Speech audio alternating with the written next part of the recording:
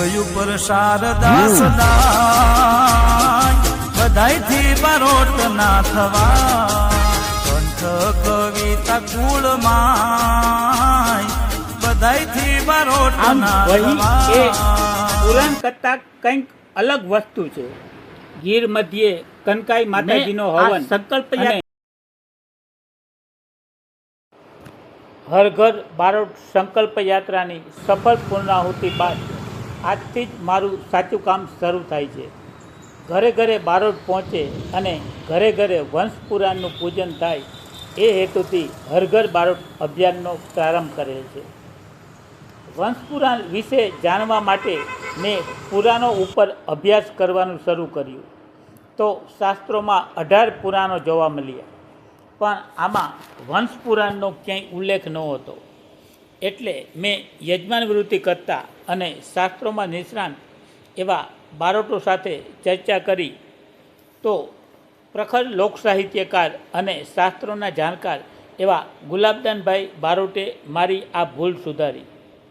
એને કહ્યું કે પુરાણ એટલે જે પૂરું થઈ ગયું છે તે, એટલે કે હવે એમાં કાંઈ ઉમેરવાનું રહેતું નથી, પૂર્ણ થઈ ગયું છે।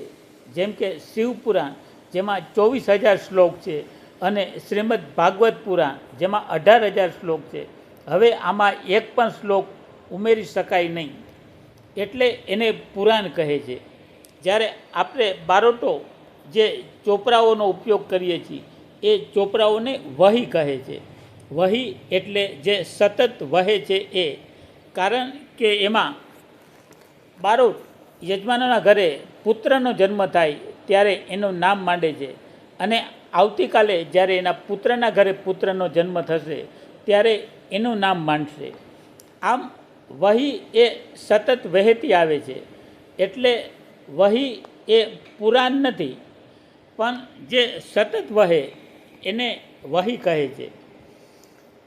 અને આ વહીમાં માત્ર વંશની ઉત્પત્તિ અને વંશ વારસોના નામ એટલું જ નથી લખ્યું હતું, પરંતુ આપણા વડવાઓએ જે કંઈ સારા કામ કર્યા હોય એ કાર્યનો પણ આપણે એમાં ઉલ્લેખ કરીએ છીએ। અને જ્યારે બારોટ યજમાનના ઘરે નામ માંડવા જાય છે ત્યારે આ ચોપરાનું પૂજન થઈ ગયા બાદ એ ચોપરો ઉઘાડી અને એનું વાંચન કરે છે। જેમ કે આહિર સમાજ દ્વારા દ્વારિકામાં થયેલ મહારાજ અને 500 વર્ષના સંઘર્ષ બાદ અયોધ્યામાં રામ મંદિરનું નિર્માણ, આ બંને કાર્યો અને આવા અનેક કાર્યો જે આપણા પિતૃઓ દ્વારા કરવામાં આવેલ હોય છે એ કાર્યોનો આમાં ઉલ્લેખ કરવામાં આવે છે। અને બારોટ જ્યારે આપના ઘરે નામ માંડવા આવે છે ત્યારે આપના જ્ઞાતિજનો અને સ્નેહીઓની હાજરીમાં આપના વડવાઓએ રચેલ ભવ્ય ઇતિહાસ યાદ અપાવે છે। ત્યારે આપણા પિતૃઓ તો ખુશ થાય જ છે, પણ આપણી નવી પેઢીને પણ આવા સારા કાર્યો કરવા પ્રોત્સાહન મળે છે। એટલે જ આપણે આપણા બારોટ અને વહીઓને સાચવવી જરૂરી છે। આમ પુરાણ અને વહીઓ એ બંને એકબીજાથી અલગ વસ્તુ છે। આ સંકલ્પ યાત્રા દરમિયાન મને જાણવા મળ્યું કે અત્યારે બારોટ પાસે જે વહીઓ છે એમાંથી 10% વહીઓ જ એવી છે જે સતત વહેતી રહે છે, બાકીની વહીઓ 50-60 કે તેથી વધારે વર્ષોથી વહેતી નથી। એનું કારણ બારોટ અને યજમાનો બંને પક્ષે પ્રવર્તતી ઉદાસીનતા છે। કારણ કે ઘણા બારોટોએ મને કહ્યું કે મારા દાદા નામ માંડવા જતા હતા, ત્યારબાદ અમે કોઈ નામ માંડવા જતા નથી, કારણ કે મારા બાપુજી સરકારી નોકરિયાત હતા અને હું મારા ઘરનો ધંધો સંભાળીને બેઠો છું, જેથી અમે 70 વર્ષથી અમારા ચોપડામાં કોઈના નામ માંડ્યા નથી।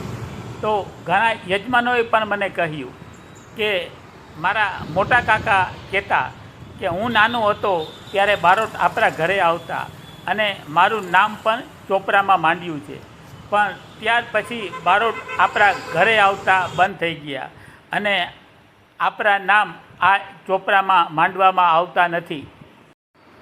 આમ બારોટ અને યજમાનો બંને વચ્ચે અંતર વધી ગયું હોવાથી આજે ઘણી બધી વહીઓ કે જેમાં અમૂલ્ય ખજાનો છે જે આજે વહેતી નથી પરંતુ બંધિયાર હાલતમાં પડેલી છે તેને સાચવવી જરૂરી છે.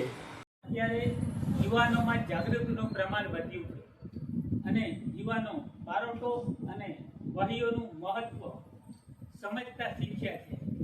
એટલે આ સંકલ્પ યાત્રા દરમિયાન મને ઘણા યજમાનોએ પૂછ્યું કે અમારા ઘરે પણ વર્ષોથી બારોટ આવતા નથી, તો અમારે પણ બારોટની જરૂરિયાત છે, તો તે ક્યાં રહે છે? આવી વાત જ્યારે પૂછે છે ત્યારે અનુભવે અમોને એટલું સમજાયું છે કે જ્યારે આપણે એને બારોટનું નામ દઈએ અને એમ કહીએ કે એ આ ગામમાં રહે છે એટલે એ એના મોબાઈલ નંબર માંગે છે અને આપણે એને મોબાઈલ નંબર આપીએ એટલે એ તરત ફોન કરી અને મોબાઈલ ઉપર જ બારોટ પાસે માહિતી માંગે છે કે તમારા છોકરામાં આ માહિતી હોય તો એની અમારે જરૂર છે, તો અમને આ માહિતી આપો. પણ વહીમાં સચવાયેલી માહિતી એવી છે કે જે કોઈને મોબાઈલ ઉપર આપી શકાય નહીં. જેને બારોટમાં શ્રદ્ધા હોય એ વ્યક્તિને જ આ માહિતી આપી શકાય. એટલે આપણે જ્યારે બારોટ શોધવા હોય અને આપણને બારોટની જરૂરિયાત હોય તો મોબાઈલ નંબર લો, મોબાઈલનો ઉપયોગ પણ કરો, પણ મોબાઈલનો ઉપયોગ ખાલી એટલા માટે જ કરો કે તમારા બારોટ મહેસાણા રહેતા હોય, રાજકોટ રહેતા હોય કે રાજસ્થાન, એને ફોન કરીને પૂછી લ્યો કે તમે ક્યારે ફ્રી છો, અમે તમને મળવા માગીએ છીએ. કારણ કે તમારા બારોટ રાજસ્થાન રહેતા હશે અને તમે ઓચિંતા રાજસ્થાન પહોંચી જાઓ તો એ બારોટના યજમાનો જો મહેસાણા, સુરત કે સૌરાષ્ટ્રમાં રહેતા હોય તો એ બારોટો એ વખતે એના યજમાનોમાં આવ્યા હોય અને તેઓ યજમાનોના ઘરે મહિનો રોકાય છે અને પોતાની વહી પણ સાથે લઈ આવ્યા હોય છે, જેથી તમને બારોટના ઘરે ધક્કો ન પડે. એટલે બારોટને પૂછીને જાઓ કે તેઓ ક્યારે એના ઘરે ઉપલબ્ધ હોય છે. અને બારોટના ઓરડા નાના હશે પણ ખાનદાન હશે, તમે એના ઘરે જાશો એટલે એ તમારો આદર સત્કાર કરશે, તમારે જમાડશે અને પછી પૂછશે કે તમારે શું કામ છે. આ વખતે તમે તમારી વહીઓનું પૂજન કરો અને ત્યારબાદ એ પરિયાની દોરી છોડી અને એમાંથી તમારે જે માહિતી જોઈએ એ માહિતી મેળવી લ્યો. અને એકવાર આ બારોટ મળી જાય પછી અત્યાર સુધી જે રીતે વંશ પેઢી દર પેઢી આ સંબંધ જળવાઈ રહ્યો હતો એમ હવે પછી પણ પેઢી દર પેઢી સુધી સંબંધ જળવાઈ રહે એ માટે બારોટને કહો કે તમે પણ અમારા ગામ આવો, જેથી અમારા કુટુંબીઓ અને અમારા પુત્રો પણ આપનો લાભ લઈ શકે.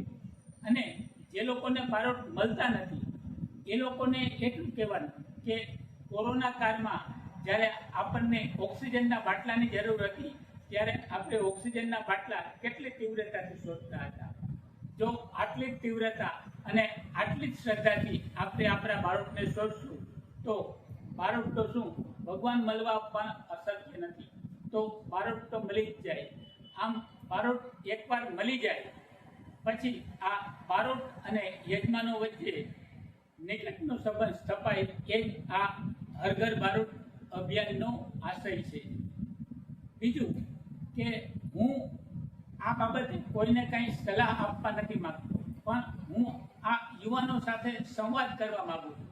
જેથી આપને મારી વાત ગમી હોય તો આ બ્લોગના માધ્યમથી મને કોમેન્ટ કરો અને મારી વાત ન પસંદ હોય તો પણ બારોટની શું જરૂરિયાત છે અને તેઓએ આધુનિક સમયમાં કઈ રીતે રહેવું જોઈએ એ પણ અમને કોમેન્ટ કરીને જણાવો.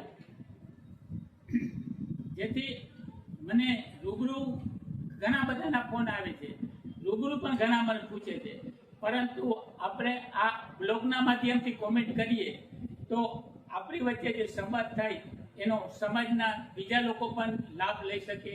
એ માટે વધુમાં વધુ કોમેન્ટ આ બ્લોગમાં કરો. આ વિડીયો એક વખતમાં ન સમજાય તો 2 વખત સાંભળો, 3 વખત સાંભળો અને તમારી જરૂરિયાત શું છે એ વિશે કોમેન્ટ કરો. જો મારા આ અભિયાન આપણને પસંદ પડ્યો હોય તો આ બ્લોગને લાઈક કરો, વધુમાં વધુ શેર કરો, જેથી સમાજના વધુમાં વધુ વ્યક્તિઓ સુધી આ બ્લોગ પહોંચી શકે અને સબસ્ક્રાઈબ કરો. જય માતાજી.